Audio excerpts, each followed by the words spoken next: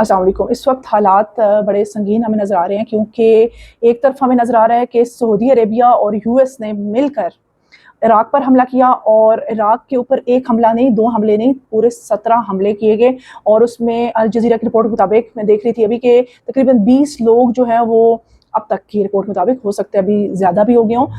20 लोग जो हैं वो इसमें मारे जा चुके हैं और कई जो हैं वो ज़ख्मी हुए हैं। और इस हमले में उन्होंने बगदाद, करबला और बहुत सारे जो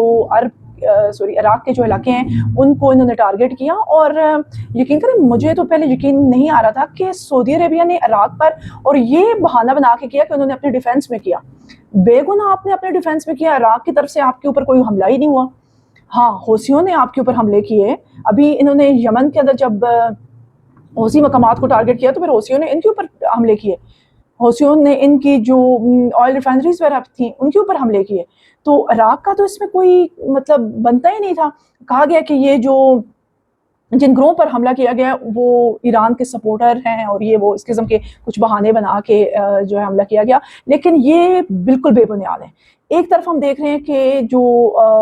नेतन्याहू हैं और उनके साथ डोनाल्ड ट्रंप, वो दोनों जो है इस वक्त आपको पता ही है वाशिंगटन डीसी के अंदर मौजूद हैं। उसके ऊपर भी हम थोड़ी सी बात करेंगे कि किस तरह से नेतन्याहू का वहाँ पर इस्तकबाल हुआ, लोगों ने किस कदर अंडे और मारे और उसको पत्थर मारे, और उस गाड़ियों के ऊपर जिसमें ये गुजर रहा था और मुख्तलिफ बैनर्स उठाए। उससे पहले का जो एहतजाज है, यही कहा जा रहा था कि इसको अमेरिका आने पर अपनी हुकूमत से लोग प्रोटेस्ट कर रहे थे कि इसको गिरफ्तार किया जाए। तो एक तो हम ये देख रहे हैं कि इराक के ऊपर हमले हुए, जो कि बहुत ही अनएक्सपेक्टेड, सऊदी अरेबिया, अमेरिका, घटजोड़, कुछ अजीब सी बात लग रही है। लेकिन ये तमाम तर तैयारियां हो रही हैं सऊदी अरेबिया को, अल्लाह ना करे लेकिन, तोड़ फोड़ करने की और ग्रेटर इसराइल का हिस्सा बनाने की तैयारियां हो रही हैं। चलें, जो भी है, अगर ये लोग नहीं समझ रहे इन तमाम चीज़ों को, तो वक्त खुद सबको समझा देगा। और दूसरी तरफ आप देखें कि ईरान ने दोबारा से हमला किया जॉर्डन में, और देखें मुख्तलिफ अखबारात से हमें यही नज़र आ रहा था कि ईरान और अमेरिका जो है आपस में मुज़ाकरात कर रहे हैं, ये वो इस किस्म की सिचुएशन नज़र आ रही थी। और हम देख रहे हैं कि इतने दिनों से जो है वो अमेरिका की तरफ से ईरान के ऊपर कोई हमले वगैरह भी नहीं हो रहे थे, और उसके पीछे जो रीज़न था वो भी मैंने आपको बताया। और वो रीज़न जो था, जो पासदारान इनकलाब ने पहले दावा किया था कि इनके पास जो इनके असला जो इस्तेमाल कर रहे थे, जो मिसाइल इस्तेमाल कर रहे थे, जो इंटरसेप्टर इस्तेमाल कर रहे थे, उन सब के ज़खायर में कमी आती जा रही है, जिसकी वजह से इन्होंने इन हमलों को रोका। क्योंकि उनके अपने जो तमाम फ़ौज के जर्नल वगैरह थे, उन्होंने जो डोनाल्ड ट्रंप के साथ मीटिंग थी, उन्होंने कहा कि हमारे पास, जिनमें डन केन का ख़ास करके इस वक्त हमें बयान जो है वो जगह जगह अखबारात में नज़र आ रहा है। तमाम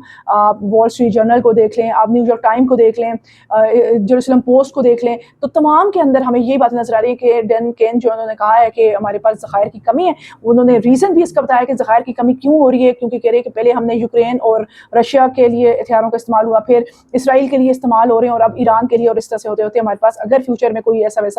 कोई भी हंगामा राई होती है या कोई जंग भी अमेरिका के साथ हो जाती है, तो उसके लिए हमारे पास कोई तैयारी भी नहीं है। तो ये सब सूरत हाल जो है इस वक्त बनी हुई है। तो अभी हम देख रहे हैं कि कहा जा रहा था कि दोनों मुज़ाकरात कर रहे हैं, ना तो ईरान की तरफ से वाज़ेह बयान उनके तमाम जो पासदारान इनकलाब से लेके उनकी हुकूमती सतह के जो लोग हैं उन सब के हमें नज़र आ रहे हैं कि वो यही कह रहे हैं कि हम अमेरिका के साथ कोई मुज़ाकरात भी नहीं करेंगे। और जंग बंदी जो है उसका भी उन्होंने कोई जिक्र नहीं किया कि हमने कोई जंग बंदी की है या कुछ ऐसा वैसा, क्योंकि अक्सर हम लोग ये एक्सपेक्ट कर रहे होते हैं कि पहले अमेरिका हमला करता है। इस वक्त हम देख रहे हैं कि ईरान ने जॉर्डन के ऊपर हमला किया, और वहाँ पे तकरीबन इन्होंने 7 के करीब जो है मिसाइल दागे, और जिसमें से 2 ने वहाँ पे अटैक किया और वहाँ पे नुकसान पहुँचाया, और 5 जो थे उन्होंने उनको वहीं पे रोक दिया, वहीं पे तबाह कर दिया। तो ये सूरत हाल नज़र आ रही है कि जॉर्डन एयरबेस के ऊपर हमला, उधर से आप इराक और सऊदी अरेबिया, और इराक के ऊपर हमला सऊदी अरेबिया और अमेरिका की तरफ से, बहुत ही अनएक्सपेक्टेड। चलें, ईरान का तो हम मान रहे हैं कि अभी इस वक्त ईरान और अमेरिका जंग के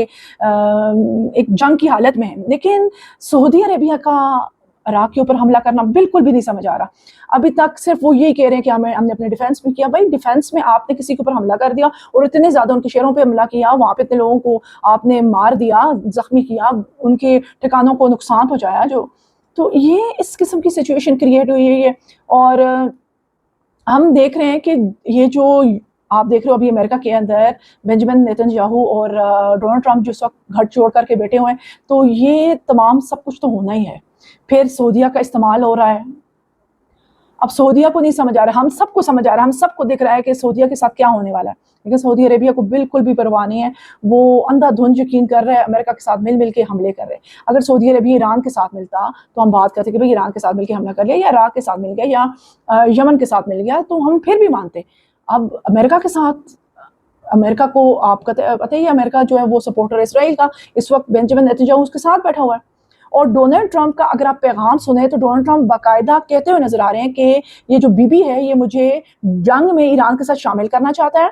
اور مجھے جنگ میں پھنسانا چاہ رہے ہیں۔ ان کی دو باتیں، انہوں نے شامل کرنا بھی کہا ہے، انہوں نے پھنسانا بھی کہا ہے۔ اور جو الجزیرہ کی رپورٹ ہے اس کے مطابق کسی بھی کیمرہ مین یعنی کسی رپورٹر کو میڈیا سے انہوں نے اپنی میٹنگ کو چھپا کر کیا، کسی کو کچھ بھی نہیں بتایا، لیکن یعنی کسی بھی صحافی کو اندر آنے کی اجازت نہیں تھی اس میٹنگ کے دوران۔ اور یہ الجزیرہ ہی رپورٹ کر رہا ہے کہ یہ جو ملاقات تھی اس میں کافی کشیدگی جو ہے وہ ایران کے معاملات کو لے کر، ایران کی جنگ کو لے کر بی بی اور اس کے دوست کے درمیان یعنی ڈونلڈ ٹرمپ کے درمیان میں نظر آئی ہے۔ اب کیا ہے ہوگا یہ تو کل تک یا 2 دنوں تک ہمیں پتہ چل ہی جائے گا کہ ان دونوں نے اور کیا کھچڑی پکائی ہے۔ اچھا، دوسری جو چیز کہہ رہے ہیں، ایک تو انہوں نے یہ کہا کہ مجھے جنگ میں پھنسا رہا ہے، ڈونلڈ ٹرمپ نے کہا جنگ کے اندر شامل کر رہا ہے، اور دوسری چیز میں آپ بتاؤں اس نے یہ بھی ڈونلڈ ٹرمپ نے کلیئر کیا ہے کہ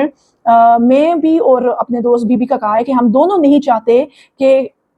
ایران کے پاس کوئی بھی ایٹمی ہتھیار ہو، یعنی ہم کہتے ہیں ہم اس پہ رضامند ہیں اور ہم ایران کو کسی بھی صورت میں ایٹمی طاقت نہیں بننے دیں گے۔ اب یہ تو آنے والا وقت بتائے گا، اور کیا پتہ وہ بن چکے بھی ہوں، کیونکہ بہت سارے بیانات سے یہ باتیں ظاہر بھی ہو رہی ہیں، اور ان کے ڈر اور خوف کی وجہ بھی ساری دنیا کے سامنے کھل کر سامنے آ چکی ہے، اور اس وقت جو سیز فائر کیا ہوا ہے اس کی وجہ بھی سب کو سمجھ آ چکی ہے۔ تو یہ ساری سچویشن اس وقت ہمیں نظر آ رہی ہے، اور بہت ساری چیزوں کو جو ہے وہ میڈیا نہیں بھی دکھا رہا۔ یہ بھی ہمیں دیکھنے میں نظر آ رہا ہے کہ نیتنیاہو جیسے ہی امریکہ پہنچا،